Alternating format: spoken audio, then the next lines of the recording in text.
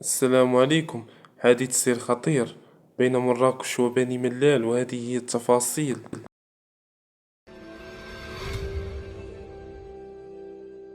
وقعت حادثة سير مروعة مساء الاثنين على الطريق الوطنية رقم 8 التي تربط بين مدينة بني ملال ومراكش، وبالتحديد بين جماعة أولاد الأنبارك ومدارة أفورار.